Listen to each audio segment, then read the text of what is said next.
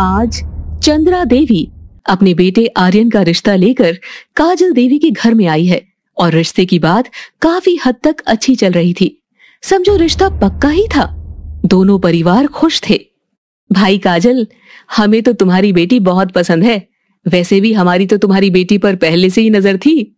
तुम्हारी बेटी के बारे में तो हमने बहुत कुछ अच्छा सुना है। हाँ काजल जी, मेरी पत्नी तो दिन भर रट लगाए रहती है कि अगर हमारे बेटे आर्यन की शादी होगी तो सिर्फ रिमझिम से। आप लोग मेरी बेटी की इतनी तारीफ कर रहे हैं, उसके लिए बहुत बहुत शुक्रिया। अरे काजल, शुक्रिया तुम्हें नहीं बल्कि हमें कहना चाहिए कि तुम अपनी इतनी प्यारी और गुणवान लड़की को हमारे घर विदा करने वाली हो। आर्यन को पसंद तो है ना हमारी रिमझिम? जी बिल्कुल, देखो तो आर्यन खुश लग रहा है। बस थोड़ा शर्मीला है मेरा बेटा। हाँ भैया, ऐसे ही हैं। ये सारी बातें सुनकर रिमझिम मन ही मन बहुत खुश हो रही थी। लेकिन चंद्रा जी, आपको तो पता ही है हमारी फाइनेंशियल कंडीशन बिल्कुल खराब है, तो हम लोग दहेज में कुछ भी नहीं दे पाएंगे, यहाँ तक कि एक सोफा तक भी। तभी चंद्रा काजल को बीच में ही रोक देती है। अरे काजल, अब आगे मत बोलो। वैसे भी हमारे घर में किस चीज की कमी है, तुम्हें कुछ भी देने की जरूरत नहीं है, समझी? बिल्कुल। सब कुछ जानते हुए तो हम तुम्हारे पास आए हैं, और जैसा कि हम लोग बार बार बोल रहे हैं कि हमें तो बस तुम्हारी बेटी से मतलब है। हाँ जी, वही तो मैं आपको समझाने की कोशिश कर रहा हूँ। आप इतना मत सोचिए, बस इस रिश्ते के लिए जल्दी से हाँ कर दीजिए। अरे समधी जी, इसमें तो कोई पूछने वाली बात है ही नहीं। मेरी तरफ से तो रिश्ता एकदम पक्का है। हाँ चलो, अच्छा है, हमें तो बड़ी खुशी हो रही है। अच्छा, बातें शातें तो बहुत हो गई, चलिए कुछ खा भी लीजिए। अब ये खाइए ना, लीजिए। अरे नहीं नहीं, आज ना मेरा उपवास है, इसीलिए मैं कुछ भी नहीं खा सकती। ओह अच्छा, बेटा रिहाना, ये लीजिए, आप ही खा लीजिए। नहीं नहीं आंटी जी, बुरा मत मानना, आज मेरा भी उपवास है। मैं उपवास रखना तो नहीं चाह रही थी, लेकिन मम्मी ने कहा कि मुझे भी उपवास रखना चाहिए, तो मैंने भी रख लिया। अरे नहीं बेटा, मैं बुरा क्यों मानूंगी भला, बल्कि मैं तो ये कहने वाली थी कि आप तो बहुत ही अच्छी हैं, जो अपनी माँ की सारी बात सुनती हैं। हाँ काजल, वो तो है। खैर, दोनों माँ बेटी कुछ नहीं खाती, वही मुकुल और आर्यन थोड़ा बहुत खा लेते हैं। अच्छा काजल, अब हम सब चलते हैं, शादी की तैयारी भी तो करनी है जल्दी से। हाँ हाँ जरूर जरूर, आराम से जाइएगा समधन जी। ठीक। आर्यन और उसके परिवार वाले काजल के घर से बाहर निकल जाते हैं और अब दिखेगा इनका असली रूप। उफ, मैं तो नाटक कर करके थक गई। इस छोटे से घर से बाहर निकली हूँ, तब जाकर मुझे चैन की सांस मिली है। वही तो। कोई बात नहीं मम्मी, बस कुछ दिनों की तो बात है, भैया की शादी हो जाए इस लड़की से, फिर हम यहाँ आना तो दूर, यहाँ पर भटकेंगे भी नहीं। हाँ बेटा, तेरे लिए तो मैं कुछ भी कर सकती हूँ। हाँ रिहाना, ये सब हम तेरे लिए ही कर रहे हैं, बस हम लोग जैसा सोच रहे हैं वैसा हो जाए। तो आखिर ये परिवार किस चीज की प्लानिंग कर रहा था, ये तो हमें कहानी के आगे ही पता चलेगा। अच्छा चलो, अब बाकी बातें घर जाकर करते हैं। हाँ पापा। और सब लोग कार में बैठते हैं और वहाँ से चले जाते हैं। वहीं दूसरी ओर काजल बहुत खुश है। अरे वाह रिमझिम, तेरी तो लॉटरी ही लग गई। हाँ चलो, अच्छा है, दीदी का भविष्य बन जाएगा। अरे हाँ, ये सब छोड़। रिमझिम सुन, जब तेरी शादी उस घर में हो जाएगी ना, तो तू हर महीने हमें 30,000 रुपए भिजवा दिया करना। वो लोग बहुत अमीर हैं, उनके लिए 30,000 रुपए तो कुछ भी नहीं है। लेकिन माँ, उन लोगों से पैसे कैसे मांगूंगी मैं? वही तो माँ, अभी शादी हुई ही नहीं है, आप पैसे की डिमांड करने लग गई। अरे तू चुप रह, तू क्या चाहती है, इसकी शादी इतने अमीर घर में हो जाए और इसका हमें कोई फायदा भी ना मिले? पर माँ, वैसे भी ये उस घर में जाएगी तो उस घर के काम भी तो करेगी। वो इतने तो अच्छे होंगे नहीं कि बैठा बैठा के इसको खिलाएंगे। लेकिन माँ, अगर मैं उन लोगों से इतने सारे रुपए मांगूंगी, वो भी जाते ही, तो वो लोग क्या सोचेंगे? हाँ माँ। अरे बेवकूफ, मैं कौन सा कह रही हूँ कि तुझे पूरे घर वालों से पैसा मांगना है। तू चुपचाप अपने पति से बोल देना, या फिर तू अपने पति से ये बोल देना कि मुझे कोई बीमारी है, इलाज है बस। माँ, लेकिन ऐसे थोड़ी होता। और तभी काजल गुस्से से रिमझिम को अपनी बड़ी बड़ी आंखें दिखाने लगती है। ठीक है माँ, आप जैसा कहेंगी मैं वैसा ही करूंगी। अच्छा है, जल्दी समझ गई तू इस बार। अब तू जल्दी से घर का सारा काम कर, तब तक मैं जरा बाहर का एक काम निपटा कर आती हूँ। ठीक है। दरअसल काजल अपनी बड़ी बेटी रिमझिम को बहुत कंट्रोल में रखती थी। बेचारी रिमझिम भी बहुत सीधी थी और चुपचाप अपनी मम्मी की सारी बातें मान लिया करती थी।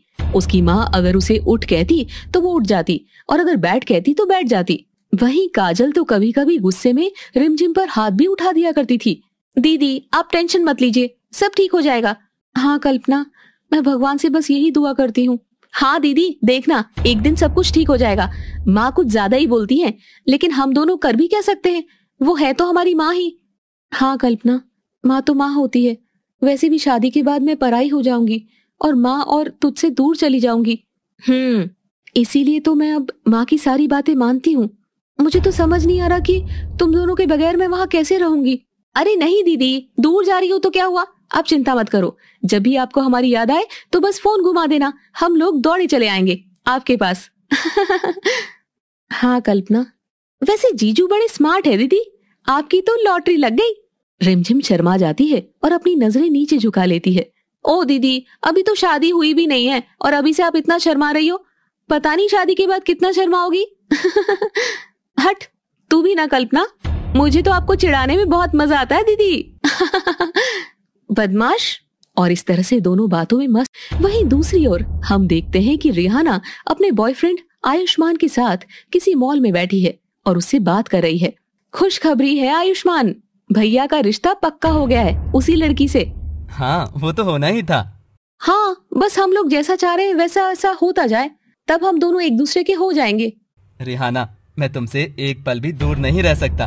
मैं चाहता हूँ कि जल्दी ही हमारी भी शादी हो जाए, लेकिन क्या करें, अभी तो हम लोग एक नहीं हो सकते।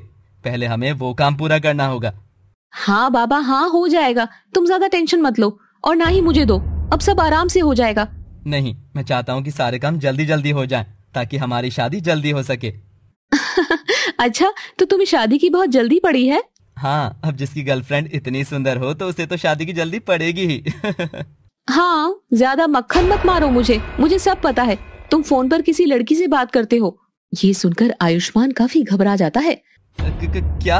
हाँ, मुझे सब पता चल चुका है। अरे क्या पता चल चुका है रिहाना? मैंने ऐसा कुछ भी नहीं किया है। देखो तो तुम्हारे चेहरे के कैसे हवाइयां उड़ गई है। अरे मैं तो डर ही गया था, वही मैं सोचूं कि मैंने तो ऐसा कुछ किया भी नहीं। अरे बुद्धू, मैं जानती हूँ कि तुम सिर्फ मुझसे ही प्यार करते हो, मैं तो सिर्फ मजाक कर रही थी। हाँ Rihanna, I love you so much. दोनों इस तरह प्यार भरी बातें करते हैं। वहीं कुछ घंटे बीत जाते हैं तो रिहाना आयुष्मान को अलविदा कहकर वहाँ से चली जाती है और रात के वक्त घर पहुँचती है। बेटा, रात के 8 बज रहे हैं और तुम अब आ रही हो घर? अरे माँ, 8 ही तो बजे हैं, कौन सा रात के 12 बज गए हैं। आप ना इतनी चिंता मत किया करो, अब मैं बड़ी हो गई हूँ। हाँ हाँ, सब बच्चे बड़े हो जाने के बाद यही बोलते हैं और अपने माँ बाप की बिल्कुल भी नहीं सुनते। तभी रिहाना अपनी माँ के पास आती है और उसे गले से लगा लेती है। अरे भला इतनी प्यारी माँ की बात कोई क्यों नहीं सुनेगा, बोलो। और आप तो मेरे लिए इतना करती हो।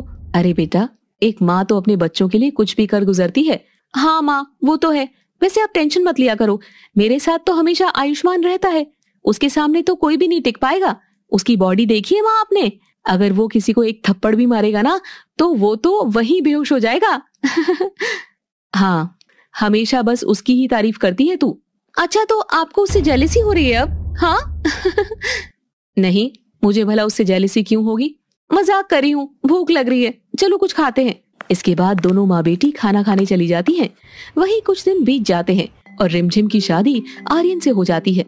रिमझिम ससुराल आकर बहुत खुश थी। सुनो बहू, आज तुम इस घर की रसोई में पहली बार कदम रखने जा रही हो, इसीलिए तुम्हें एक रस्म करनी होगी। जी सासू माँ। ये लो, ये काला रंग, ये तुम अपने बाएं हाथ की कलाई में लगा लो। रिमझिम को ये थोड़ा अजीब लगता है, लेकिन वो कर भी क्या सकती थी। ठीक है माँ जी। रिमझिम अपने बाएं हाथ की कलाई में काला रंग लगा लेती है। वहीं ये सब देखकर चंद्रा के घर वाले दबी हुई हंसी हंसते हैं। इसके बाद रिमझिम रसोई घर के अंदर जाती है। गरीब बहू की अमीर रसोई। रिमझिम रसोई के अंदर प्रवेश करती है और ध्यान से अपने ससुराल की रसोई घर को देखती है। दरअसल किचन बहुत बड़ा तो था ही, साथ ही वहां पर नए नए किचन के सामान भी रखे हुए थे। रिमझिम इतना सारा सामान देखकर सोचने लगती है, हे भगवान, इतने सारे मशीन कैसे चलाऊंगी मैं इन्हें? इनमें से कई मशीन तो मैंने अपनी जिंदगी में भी नहीं देखे हैं। अरे बहू, क्या सोचने लगी? चलो अब जल्दी से कुछ मीठा बना दो। तुम्हें पता होगा कि जब नई बहू घर में आती है तो सबसे पहले वो कुछ मीठा बनाती है। हाँ सासू माँ, बनाती हूँ। वो क्या है ना? हाँ क्या? रिमझिम अपनी सासू माँ और अपनी ननद को बताना चाह रही थी कि उसे अमीर लोगों की रसोई के बारे में कुछ भी नहीं पता है, लेकिन उसे शर्म आ रही थी, इसलिए वो चुप ही रहती है। क्या हुआ, कुछ कहना चाहती हो क्या? हाँ बताइए ना भाभी, क्या हुआ? कुछ नहीं ननद जी। अरे मुझे पता है, जरूर तुझे अपने मायके वालों की याद आ रही होगी, क्यों, है ना? रिमझिम हाँ कहकर झूठ बोल देती है, पर और कहती भी क्या। तभी उसका ससुर मुकुल वहाँ आता है। अरे फिक्र मत कर बहू, अगर घर वालों की ज्यादा याद आए तो बता देना, उनको हम लोग कुछ दिनों के लिए यहीं बुला लेंगे। और क्या? जी ठीक है। अच्छा चलो जल्दी से कुछ मीठा बना दो, सारा सामान हमारे घर की नौकरानी बिजली ने यहाँ पर रख दिया है। और हाँ बहू सुन, बिजली 10 दिन तक काम पर वापस नहीं आएगी। हाँ वो बता रही थी कि उसके पिताजी की तबीयत सही नहीं है तो गाँव गई है। अच्छा बहू अब हम लोग चलते हैं, बहू को आराम से बनाने दो। इसके बाद रिहाना, मुकुल और चंद्रा वहां से चले जाते हैं और लग जाते हैं रिमझिम की बुराई करने। माँ आप ये बताओ कि क्या इस गरीब को हमारी अमीर की रसोई के बारे में कुछ पता भी होगा? हाँ अरे क्या खाक पता होगा इसे, उसका चेहरा देखकर तुझे नहीं लग रहा था कि इसने इतना सारा सामान अपनी जिंदगी में भी कभी नहीं देखा होगा? हाँ माँ, ये चौल में रहने वाले लोग भला हम लोगों की अमीरी से कहाँ वाकिफ होंगे? वही तो, वो तो मैंने तेरी वजह से अपने राजकुमार जैसे बेटे की शादी इस गरीब से करवाई, वरना ऐसी लड़कियों को तो मैं अपने बेटे के आसपास भी ना भटकने दूं। हाँ हाँ माँ वही तो, मुझे तो दोनों की जोड़ी बिल्कुल भी अच्छी नहीं लग रही है। खैर हमें इन सब चीजों से क्या लेना देना, हमें तो बस अपना काम करना है। हाँ अच्छा चल उसके पास चलते हैं रसोई में, पता चला कि कहीं किचन में आग लगा दी, गवार तो है ही वो। और दोनों माँ बेटी जल्दी से रसोई में पहुंच जाते, पर रिमझिम ने अभी तक कुछ भी बनाना शुरू नहीं किया था। क्या हुआ भाभी, आपने तो अभी तक कुछ बनाना स्टार्ट भी नहीं किया? आपको खाना बनाना आता है ना? हाँ ननद जी खाना बनाना तो आता है, लेकिन तो रिहाना जोर जोर से हंसने लगती है। अरे भाभी हमें पता है कि क्या बात है, हमें पता है कि आपको गैस ऑन करना नहीं आता, तो इसमें कौन सी बड़ी बात है, लाइए हम आपको सिखा देते हैं। रिहाना गैस ऑन कर देती है। दरअसल रिहाना और चंद्रा रिमझिम के सामने अच्छा बनने का नाटक कर रही हैं और पीठ पीछे उसका मजाक बनाती हैं। थैंक यू सो मच ननद जी। मेंशन नॉट भाभी जी, हमें पता है कि आपके लिए ऐसी रसोई में खाना बनाना बिल्कुल नया एक्सपीरियंस है, इसलिए कोई बड़ी बात नहीं है इसमें, पूछ लिया करो। जी ननद जी। हाँ बहू, और वैसे भी हम है ना तुझे बताने के लिए, इतना संकोच मत किया कर तू, ठीक है? हाँ लाइए, मैं आपको अभी कुछ काम चलाऊ चीजें सिखा देती हूँ ताकि आपको इस रसोई में काम करने में कोई तकलीफ ना हो। जी ननद जी आपका बहुत बहुत शुक्रिया। अरे हो गया, कितनी बार शुक्रिया बोलेगी तू? लगता है भाभी को बार बार शुक्रिया बोलने की आदत है। नहीं। अच्छा रिहाना बेटा अब जल्दी से सिखा दे अपनी भाभी को, मुझे तो बहुत मीठा खाने का मन कर रहा है आज। हाँ माँ। रिहाना अपनी भाभी को अमीर रसोई में वहाँ की कुछ एडवांस चीजें इस्तेमाल करना सिखाने लगती है। अच्छा भाभी आपको समझ में आ गया ना, अभी मैं आपको इतना ही बता रही हूँ, फिर कल मैं आपको और बताऊंगी। हाँ ननद जी थोड़ा बहुत तो समझ में आ गया है। अच्छा चल ठीक है। वैसे सासू माँ, ननद जी आप लोग बुरा ना माने तो जब तक हम खीर बना रहे हैं तब तक आप लोग यही रुक जाइए, ताकि अगर बीच में हमें कुछ चलाना नहीं आया तो हम आपसे पूछ सकें। रिमझिम की ये बात सुनकर दोनों माँ बेटी एक दूसरे की तरफ देखते हैं। ठीक है भाभी, ठीक है। रिमझिम रसोई में खीर बनाना शुरू कर देती है। जब भी वो बीच में कुछ भूल जाती तो अपनी ननद से पूछ लेती। खैर कुछ देर में खीर भी बन जाती है। अच्छा भाभी अब आप सबके लिए खीर डालकर ले आइए, हम लोग हॉल रूम में बैठ रहे हैं। ठीक है। दोनों माँ बेटी रसोई से बाहर निकल जाती है। वहीं दूसरी ओर रिमझिम सबके लिए कटोरी में खीर डालने लगती है। ये कांच की कटोरियां और ये प्लेट कितनी महंगी लग रही है, मुझे तो डर लग रहा है कि कहीं मुझसे टूट ना जाए। आराम से ले जाती हूँ। रिमझिम धीरे धीरे ट्रे में सभी के लिए खीर वाली कटोरी रखती है और बड़ी धीमी धीमी चाल से ही हॉल रूम में पहुंच जाती है। तभी रिहाना रिमझिम से मजाक करने लगती है। अरे भाभी जल्दी आओ ना, कल तक आओगी क्या आप? कितनी धीमे चल रही हैं आप। हाँ ननद जी बस आई, सॉरी मेरी वजह से आप सभी को इतना इंतजार करना पड़ा। अरे कोई बात नहीं। हाँ बहू तुम इस घर में नई हो ना, तो एडजस्ट करने में थोड़ा टाइम लग रहा है, लेकिन धीरे धीरे तुम एकदम एक्सपर्ट हो जाओगी, एक्सपर्ट। जी पापा जी। और तभी जब रिमझिम खीर वाली ट्रे लाकर टेबल पर रखने वाली होती है कि तभी चंद्रा बड़ी चालाकी से अपना पैर आगे कर देती है, जिससे रिमझिम का पैर उसके पैर में अड़ जाता है और वो बेचारी लड़खड़ा जाती है। वहीं साथ में ट्रे और कटोरियां भी उससे टूट जाती हैं। ओफो बहू ये क्या किया तुमने, तुझे पता भी है कटोरियां मैं कहाँ से लाई थी? ओ नो, क्या भाभी? बेचारी रिमझिम के कपड़ों में सारी खीर गिर जाती है, इसीलिए वो पहले तो खुद को संभालने लगती है, वहीं सब उससे गुस्सा हो जाते हैं। हाँ भाभी, आपने अमीरों की रसोई नहीं देखी थी ना, इसीलिए आपको रसोई में कुछ भी चलाना नहीं आ रहा था, तो हमने आपकी मदद कर दी। लेकिन अब ये क्या है, अगर आप इतनी गड़बड़ी करोगे तो अपनी गृहस्थी कैसे चलाओगे? माफ कर दीजिए ननद जी, आप सभी से मैं माफी मांगती हूँ। अरे माफी मांगने से क्या होगा, तेरी वजह से मेरी इतनी महंगी ट्रे और कटोरियां टूट गई। अरे मैं दार्जिलिंग से लेकर आई थी। सॉरी माँ जी। तुम्हें पता भी है कितना बचा बचा कर लाई थी मैं वहां से, इतना लंबा सफर था, इसीलिए कटोरियां टूटने का डर था। लेकिन इतनी मेहनत का क्या फायदा हुआ, अभी देखो तुमने एक ही पल में सारी कटोरियां और प्लेट तोड़ डाले। हाँ भाभी, अगर आपको रसोई का कोई काम नहीं आता तो आप हमें बता दीजिए प्लीज, लेकिन ऐसा मत करिए, नुकसान करके रख दिया। नहीं ननद जी, माँ जी आप गलत समझ रही हैं, मेरे कपड़ों में खीर लग गई है, अब मुझे भी कपड़े बदलने पड़ेंगे। चंद्रा वहां से मुंह बनाकर चली जाती है। वहीं बाकी लोग भी अपने अपने कमरे में चले जाते हैं। बेचारी रिमझिम को बड़ी शर्मिंदगी महसूस होती है, उसे लगता है कि उससे बहुत बड़ी गलती हो गई। वो रोने लग जाती है। हे भगवान, मुझसे कभी कोई काम सही से क्यों नहीं होता है? मेरी माँ सही कहती है, मैं नालायक हूँ, मुझे कुछ नहीं आता, मुझसे लाइफ में कुछ नहीं हो पाएगा। दरअसल रिमझिम की माँ उसे ज्यादा पसंद नहीं करती थी। वो जरा जरा सी बात पर रिमझिम को बहुत ज्यादा ही डांटा करती थी। खैर, बेचारी रिमझिम को कभी प्यार नहीं मिला था और अब ससुराल में भी उसकी जिंदगी ऐसे हो रही थी। जाती हूँ, जल्दी से नहा लेती हूँ। और रिमझिम भी नहाने चली जाती है। वहीं कुछ घंटों के बाद शाम हो जाती है तो वो अपनी सास के पास जाती है। सासू माँ, शाम को खाने में क्या बनाऊं? अरे बहू, तू तो रहने दे, फिर से कुछ गड़बड़ कर देगी तो लेने के देने पड़ जाएंगे। बेचारी रिमझिम शर्म से अपना सर झुका लेती है। अरे माँ, अगर भाभी से एक गलती हो गई तो क्या हुआ, अब उस बात को भूल जाओ ना। आई एम सॉरी भाभी, मैंने भी आपको पता नहीं क्या क्या कह दिया। कोई बात नहीं ननद जी, गलती तो मेरी ही थी। सासू माँ माफ कर दीजिए ना आप मुझे। ठीक है, माफ किया। तो ऐसा करो, खाने में मटर पनीर और पूरी बना दो। तब जाकर रिमझिम को सांस में सांस आती है। चलो सासू माँ ने मुझे माफ तो किया, शुक्र है। इसके बाद रिमझिम रसोई में जाती है और मटर पनीर बनाने की तैयारी में लग जाती है। वहीं दूसरी ओर रिहाना अपनी माँ को लेकर अपने कमरे में जाती है और कमरे में जाकर दोनों बहुत हंसते हैं। देखा बेटा तूने तेरी गरीब बहू की अमीर रसोई में काम करने का तरीका। जब रसोई में उसे कुछ चलाना नहीं आता ना, तब उसका चेहरा देखना कैसा हो जाता है।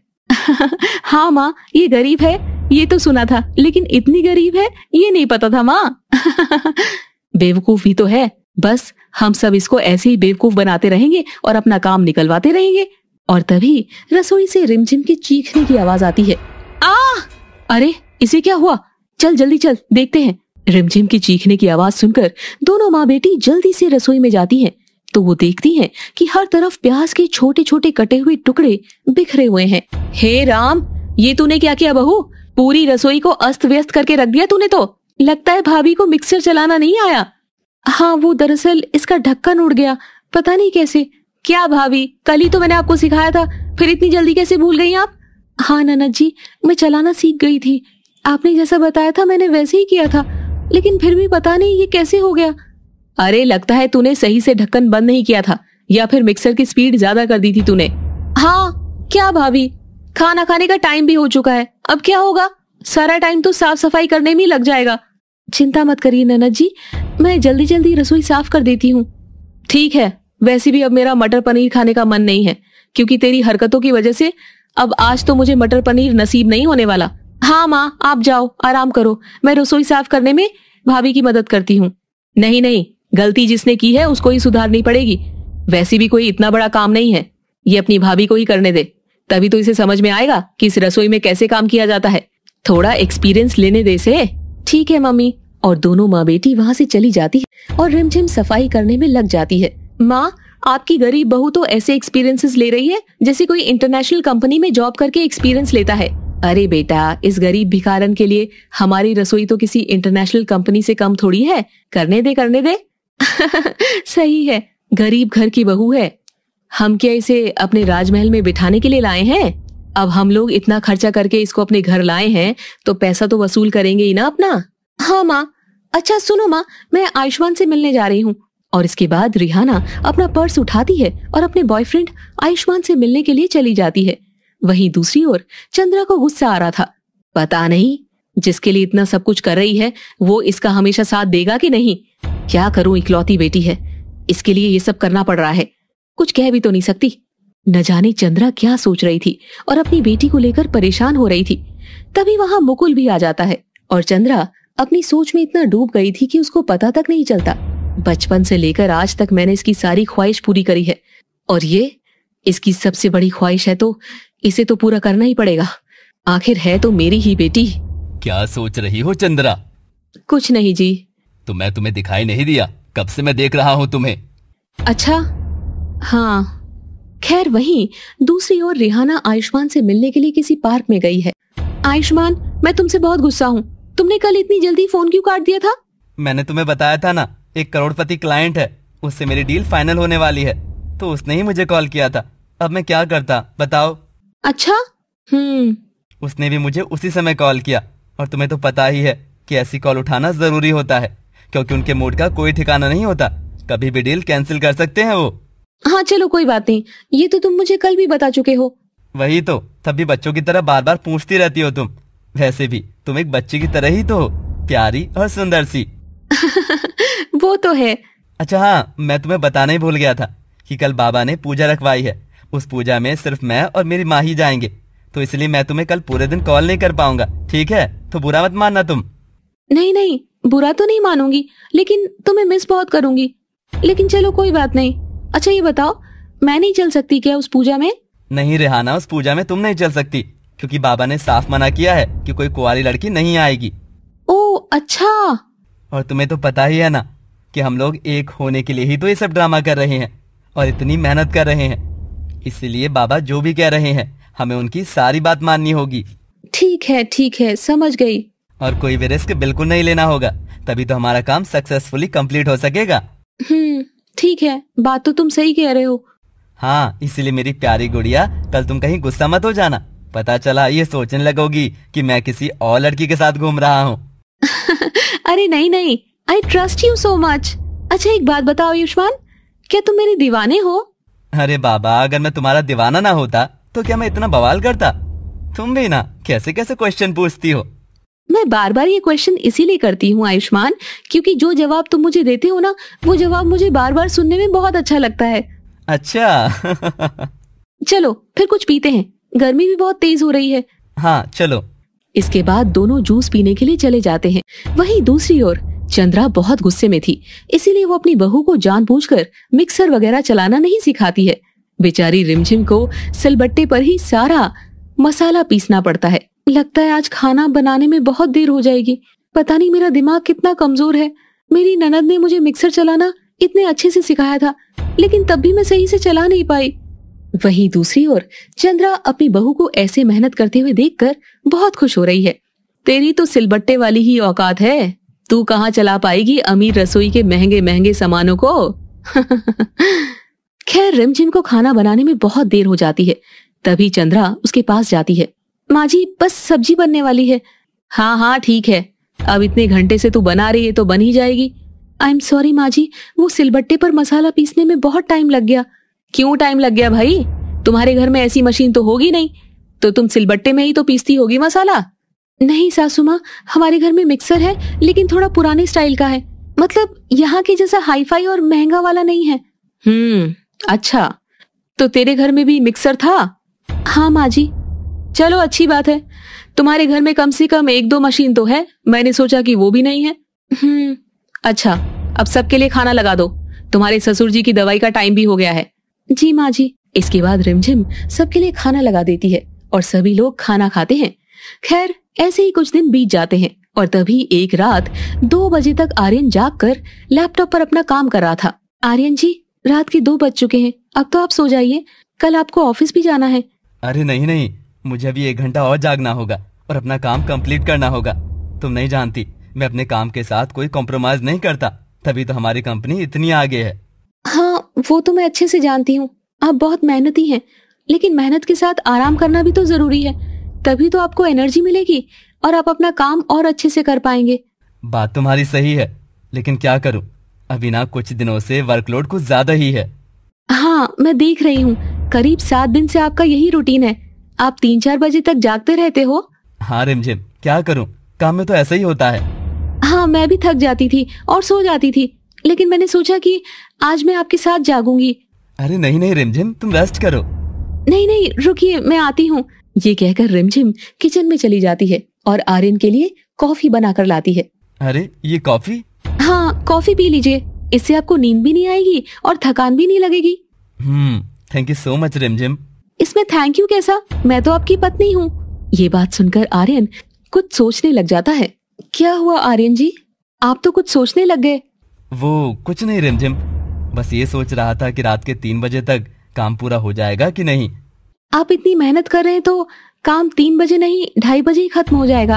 आप देख लेना, पहले आप फटाफट कॉफी पी लीजिए। हाँ। मैं भी बहुत ज्यादा बोलती हूँ ना, अब मैं अपना मुंह बंद कर लेती हूँ ताकि आप अपने काम पर फोकस कर सके। बड़ी फनी हो तुम रिमझिम। अच्छा तो तुम अब सो जाओ, मैं अपना काम कर लेता हूँ। हाँ ओके। रिमझिम सो जाती है। वही जैसा रिमझिम कहती है वैसा ही होता है। आर्यन का काम 30 मिनट के अंदर ही खत्म हो जाता है। वाह, रिमझिम की तो आंख लग गई। चलो अब मैं भी थोड़ा आराम कर लेता हूँ, सुबह 9 बजे निकलना भी है। इसके बाद आर्यन भी सो जाता है। वहीं अगली सुबह होती है और दरवाजे की घंटी बजती है। बहू देख तो कौन है। हाँ माँ जी। रिमझिम जल्दी से दरवाजा खोलती है तो देखती है कि वहाँ पर उसकी माँ और बहन आई है। रिमझिम बहुत खुश हो जाती है। माँ आप? कल्पना? हाँ दीदी। तीनों एक दूसरे को गले लगाती हैं। ओहो, आइए आइए समधन जी आइए। जी समधन जी। दोनों घर के अंदर आती है। इसके बाद सभी लोग बैठकर गपशप करने लगते हैं। रिमझिम सबके लिए नाश्ता लगाती है। ये लो खाओ ना साली जी। जी जीजा जी, आप भी खाइए। अरे मैं तो खा चुका हूँ, मैं तो अब ऑफिस के लिए निकल रहा हूँ। अच्छा। खैर थोड़ी देर के बाद आर्यन ऑफिस चला जाता है।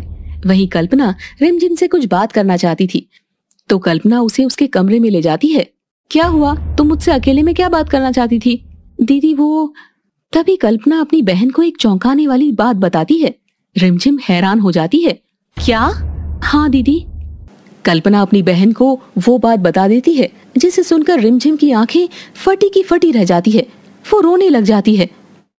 ये कैसे हो सकता है कल्पना? मुझे भी कुछ समझ नहीं आ रहा दीदी, आखिर जीजू ऐसा क्यों कर रहे हैं? अगर आर्यन जी को मुझसे प्यार नहीं था तो उन्होंने मुझसे शादी ही क्यों की? चिंता मत करिए दीदी, आखिर बात क्या है ये मैं पता लगाने की पूरी कोशिश करूंगी। दरअसल कल्पना जब से रिमझिम के ससुराल में आई थी तब से आर्यन न जाने क्यों उसे घूर घूर कर देख रहा था और देख देख कर बहुत ही अजीब तरीके से मुस्कुरा भी रहा था। कल्पना, मेरी किस्मत बहुत बुरी है, मुझे तो मर ही जाना चाहिए। नहीं दीदी ऐसा मत बोलिए, गलती किसी और की है तो मरना आपको क्यों पड़ेगा? ऐसा क्यों होगा भला? न जाने क्यों हुआ ऐसा मेरे साथ। दीदी आप चिंता मत करिए, हम सब कुछ ठीक करने की पूरी कोशिश करेंगे, इतनी जल्दी हिम्मत मत हारिए। ठीक है। कल्पना रिमझिम को ऐसे ही बहुत देर तक समझाती रहती है, तब जाकर रिमझिम में थोड़ी हिम्मत आती है। तो कल्पना, मैं भी पता लगाने की कोशिश करूंगी कि आखिर आर्यन जी ऐसा क्यों कर रहे हैं और क्या वो मुझसे प्यार नहीं करते हैं। हाँ दीदी, सच्चाई तो हम लोग पता लगा कर ही रहेंगे। दोनों बातें कर ही रही थी तभी रिमझिम की सासू माँ उसे बुला लेती है। आई माँ जी, बस 2 मिनट। चलो दीदी। रिमझिम वहां से चली जाती है और अपने काम में लग जाती है, लेकिन बेचारी काम करते वक्त अपनी आंखें नम किए हुए बार बार आर्यन के बारे में ही सोचती रहती है। हे भगवान, मुझे किस जन्म की सजा दे रहे हैं आप? और रिमझिम ऐसे ही अपनी आंखें नम किए हुए अपना काम करती रहती है। वहीं दूसरी ओर कल्पना अपनी माँ से बात कर रही है। माँ, ये बताइए, दीदी का इतना बड़ा घर है और यहाँ पर एक भी नौकर नहीं है। जब से हम लोग आए हैं तब से बस दीदी अकेली ही सारा काम कर रही है। बेचारी थकती नहीं होगी क्या? अरे तो इससे तुझे क्या लेना देना है, काम तो रिमझिम ही कर रही है ना, तू थोड़ी ना कर रही है। तू चुपचाप आराम से बैठ और एसी की हवा खा। माँ, आप ऐसे कैसे बोल सकती हो, दीदी पराई हो गई है। अब तो आप थोड़ा बदल जाइए, देखिए तो दीदी की क्या हालत हो रही है। अरे बस बस चुप रह तू, मैं तो जा रही हूँ टीवी देखने। तुझे पता है रिमझिम की सास के कमरे में कितना बड़ा टीवी लगा है? बाप रे बाप, मैंने तो अपनी जिंदगी में कभी भी इतना बड़ा टीवी नहीं देखा है। सच में अमीर लोगों की तो बात ही अलग होती है। माँ, मैं आपसे दीदी की प्रॉब्लम के बारे में बात कर रही हूँ और आप टीवी के पीछे पड़ी हैं। देख, अब मैं लास्ट बार कह रही हूँ, मेरा मूड मत खराब कर। मैं यहाँ पर एंजॉय करने के लिए आई हूँ, तेरी बकवास सुनने नहीं आई हूँ। बेहतर होगा कि तू चुप रहे और एंजॉय कर, समझी? माँ सुनो तो। गुस्से में काजल वहां से चली जाती है। थोड़ी देर में शाम हो जाती है और आर्यन ऑफिस से घर आ जाता है। तभी कल्पना थोड़ी देर बाद आर्यन के कमरे में जाती है। हेलो जीजू, ये देखिए तो ये ड्रेस कैसी लग रही है मुझ पर। वाह, इस ड्रेस में तो तुम बहुत खूबसूरत लग रही हो साली जी। कहीं जा रही हो क्या? हाँ, मेरी फ्रेंड है एक, वो इसी शहर में रहती है। आज उसका बर्थडे है तो उसी की बर्थडे पार्टी में जा रही हूँ। अच्छा, मैं भी चलूं क्या? क्यों? वहाँ तो लड़कियां ही लड़कियां होगी, आप वहाँ पर क्या करोगे? अच्छा, चलो कोई बात नहीं। वैसे जीजू, आप चाहे तो हम दोनों कल कॉफी पर चल सकते हैं। कल्पना की मुंह से ये बात सुनकर आर्यन बिल्कुल चौंक जाता है। क्या? हाँ जीजू, अगर आप चाहें तो हम चल सकते हैं। अच्छा, लेकिन अचानक से तुम्हें क्या हो गया? सब ठीक है ना? हाँ जीजू, सब तो ठीक है, लेकिन कुछ दिनों से मैं ठीक नहीं हूँ। क्यों, क्या हुआ? वो मैं आपके लिए पागल हो चुकी हूँ जीजू। मुझे हर जगह बस आप ही दिखाई देते हैं। क्या? हाँ जीजू, आप बताइए ना, आप मेरे बारे में क्या सोचते हैं? हाँ कल्पना, मुझे भी तुम बहुत अच्छी लगती हो। मुझे तुम्हारी सारी चीजें बहुत पसंद आती हैं। सच्ची? मुच्ची। तभी बाथरूम से रिमझिम बाहर निकलती है। दरअसल रिमझिम बाथरूम में छिपी हुई थी और इन दोनों की बातें सुन रही थी। आर्यन जी, आपने मेरे साथ ऐसा क्यों किया? वो रिमझिम, मेरी कोई गलती नहीं है।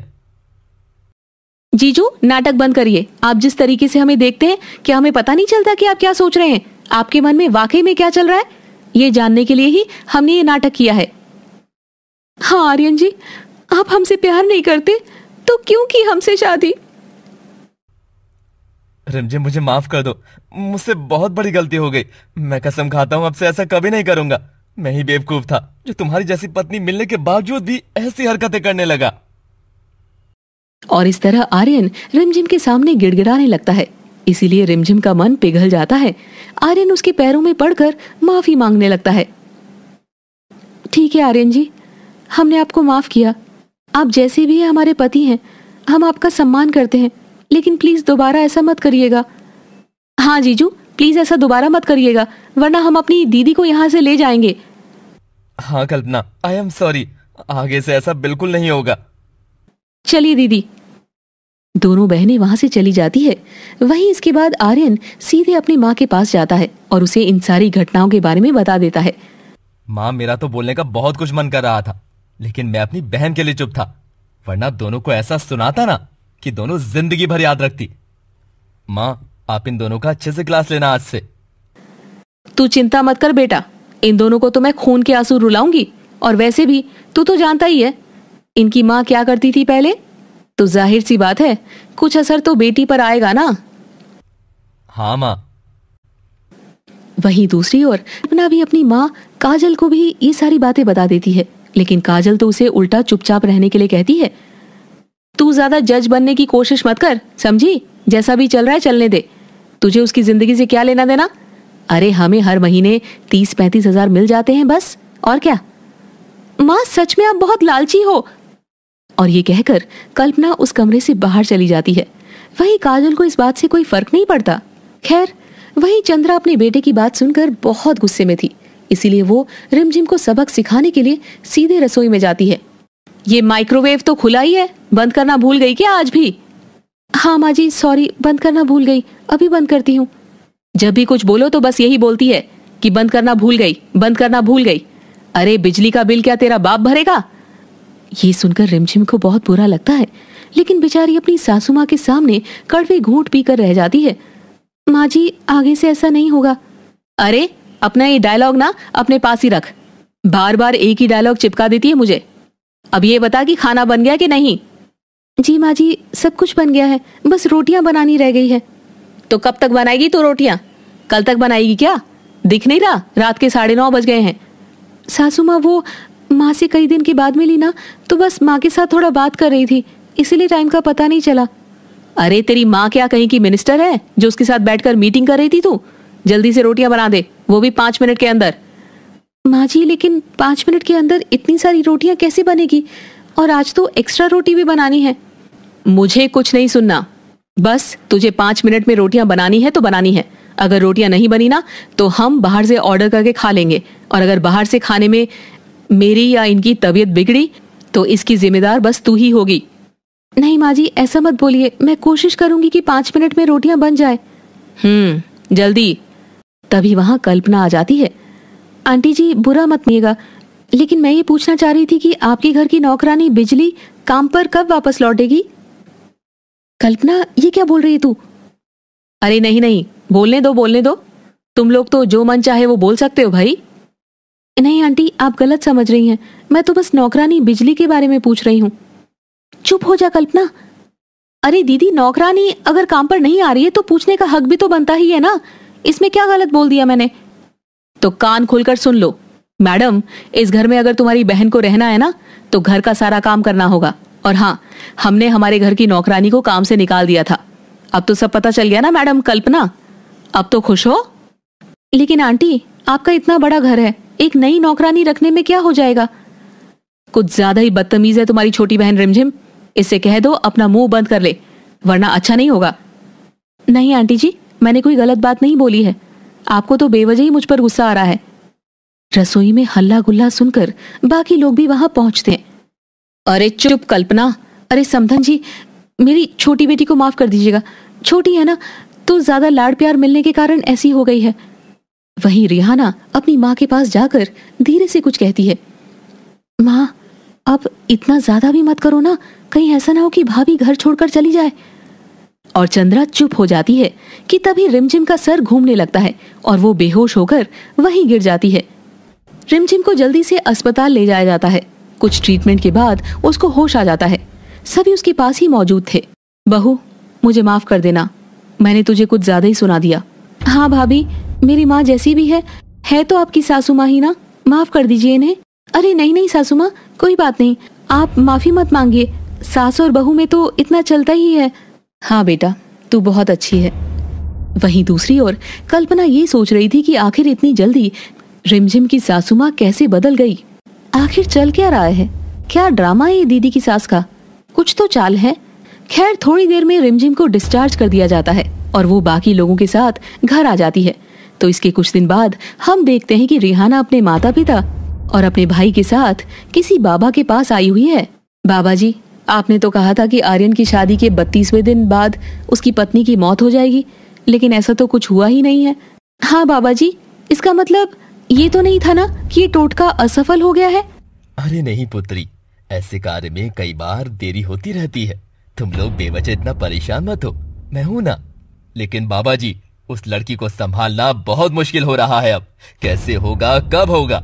हाँ बाबा जी, कहीं ऐसा ना हो जाए कि वो लड़की घर छोड़कर चली जाए। तो बच्चों, इस बात का ध्यान रखो कि वो लड़की खुश रहे, और जब तक उसकी मृत्यु ना हो जाए तब तक वो तुम्हारे घर में ही रहे, तभी ये कार्य सफल हो पाएगा। बाबा जी, लेकिन और कितना समय लगेगा? वैसे मैंने तुम लोगों को 32 दिन बताया था, लेकिन कभी कभी इस कार्य में देरी हो जाती है। ऐसा करो, तुम लोग 32 दिन और रुक जाओ, और अगर तब भी उसकी मृत्यु नहीं होती है तो मैं इसका दूसरा उपाय बताऊंगा। ठीक है बाबा जी, लेकिन कोशिश करिएगा कि ये काम जल्दी हो जाए, प्लीज बाबा जी। तुम चिंता मत करो पुत्री, सब काम अच्छे से हो जाएगा। वहीं दूसरी ओर हम आयुष्मान को देखते हैं जो किसी दूसरी लड़की के साथ होटल रूम में ठहरा हुआ है। I love you so much Navya. चुप रहो, तुम मुझसे प्यार तो करते नहीं हो। अरे नव्या, मैंने तुमसे कहा ना, बस कुछ दिन और रुक जाओ। रिहाना और उसके परिवार वालों को मर्डर के केस में अंदर करवा दूंगा, तब उसके बाद हम लोग एक हो जाएंगे। हाँ, वो तो तुमसे एकदम चिपक ही गई है। वही तो, अगर मैंने उसके मुंह पर कह दिया ना कि मैं उसे पीछा छुड़ाना चाहता हूँ तो वो मेरा खून पी जाएगी, इसलिए ही तो मैं ये नाटक कर रहा हूँ। पर कैसे होगा ये? मैंने रिहाना से बोला कि मेरे ग्रह में दोष है, मतलब मैं अगर शादी करूंगा तो मैं मर जाऊंगा, और अगर उसे मुझसे शादी करनी है तो एक टोटका करना होगा। अच्छा? तो टोटका ये होगा कि उसके भाई को किसी गरीब लड़की से शादी करनी होगी जिसकी माँ का बैकग्राउंड खराब हो, और जब उसका भाई उस लड़की से शादी करेगा तो उसकी 32 दिन के अंदर मौत हो जाएगी। मुझे लगा कि वो लोग ऐसा नहीं करेंगे, पर कर लिया ना। हाँ, उन बेवकूफों ने बात मान ली। अब मैं उसे बहाने पर बहाने मार रहा हूँ, इसलिए मैंने आगे का प्लान ये सोचा है कि अब मैं रिहाना से ये कहूंगा कि वो लोग उस लड़की को मार दें ताकि वो सभी जेल चले जाएं और मैं आजाद हो जाऊं। क्या बेवकूफ है ये लोग? आज के जमाने में भी भला ऐसा कुछ होता है क्या? ये लोग चालू तो बहुत है, लेकिन ये तो देखो कि इन्हें बेवकूफ कौन बना रहा है। मैं हूँ मास्टरमाइंड आयुष्मान। ये तो है, कहीं ऐसा तो नहीं कि तुम मुझे भी बेवकूफ बना रहे हो? अरे पगली, तुम्हारे लिए ही तो ये सब कर रहा हूँ। आओ गले से लगा लो मुझे। दोनों एक दूसरे के गले लगते हैं। खैर करीब 25 दिन और बीत जाते हैं। तभी रिहाना फिर से आयुष्मान से मिलने जाती। रिहाना, बाबा जी ने दूसरा उपाय बताया है। उन्होंने बताया है कि रिमझिम भाभी की नेचुरल मौत नहीं हो सकती है, अब उन्हें मारना होगा। क्या? हाँ, वो भी तुम्हारे हाथों से। देखो रिहाना, अगर हमें एक दूसरे का होना है तो तुम्हें ये करना ही पड़ेगा। और इसके बाद आयुष्मान अपनी बातों से रिहाना का ब्रेन वॉश कर देता है और वो उसकी बातों में आ जाती है। ठीक है आयुष्मान। हाँ जाओ और ये काम कर दो। और हाँ, उसे मारते वक्त अपने हाथ में वो धागा पहन लेना। ठीक है, रात के 3 बजे मैं इसे मार दूंगी। रिहाना घर आती है और कुछ घंटों में रात के 3 बज जाते हैं और रिहाना एक धारदार चाकू अपने पीछे छुपाकर अपनी भाभी के कमरे में जाती है। उसे धीरे से उठाती है। नाना जी, आप इतनी रात को यहाँ क्या कर रही हैं? वो भाभी, जरा मेरे साथ छत पर चलिए, मुझे आपसे कुछ सीक्रेट बात करनी है। अच्छा, रुकिए, चलती हूँ। रिमझिम रिहाना के साथ छत पर चली जाती है। बोलिए ननद जी, क्या बात है?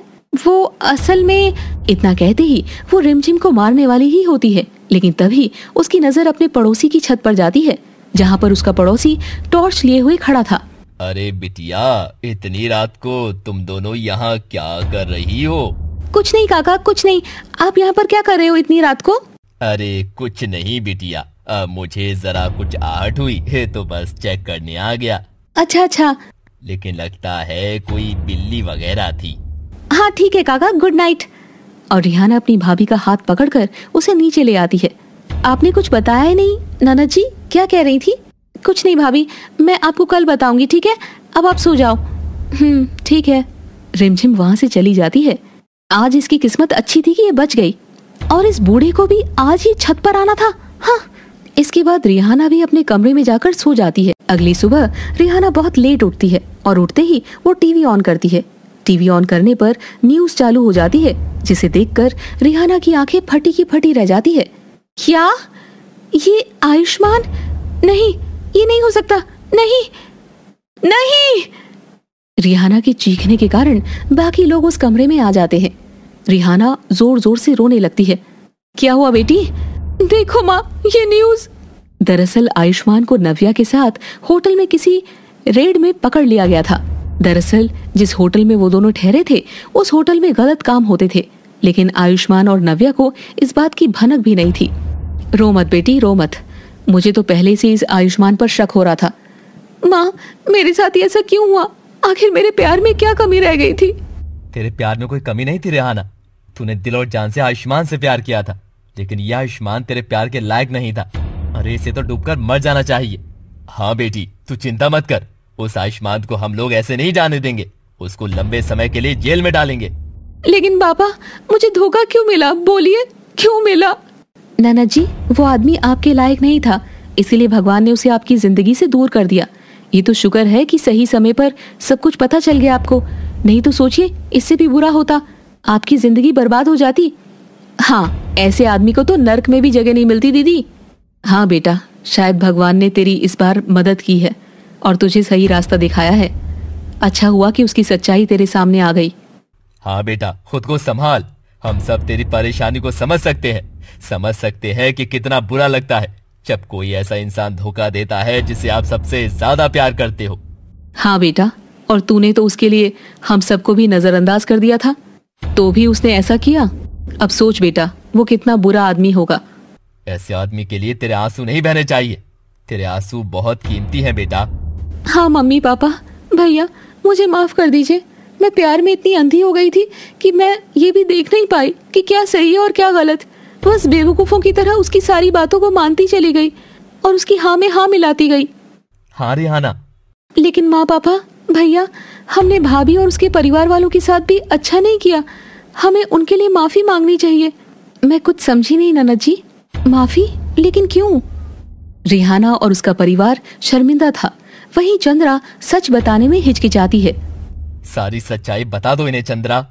बहू, मेरी बेटी आयुष्मान से शादी करना चाहती थी। ये उसके लिए पागल थी। लेकिन उसने बोला कि उसके ग्रह में कुछ दोष है, इसीलिए एक विधि करनी होगी जिसके तहत आर्यन को एक गरीब लड़की से शादी करनी होगी जिसकी माँ का ताल्लुक कोठे और तवायफों से हो। क्या आपको मेरे बारे में सब पता था? हाँ, हमने सब पता किया था। तो इस तरह रिमझिम और उसके मायके वालों को सब कुछ पता चल जाता है। ठीक है सासू माँ, अब तो सारी सच्चाई सामने आ गई है। अब मेरा इस घर से कोई लेना देना नहीं है। मैं अपने परिवार के साथ यहाँ से जा रही हूँ। रिमझिम जाने लगती है, लेकिन तभी आर्यन उसे रोक लेता है। नहीं, रुको रिमझिम, हम सबको अपनी गलती का एहसास हो गया है। क्या तुम हमें हमारी गलती सुधारने का मौका दोगी?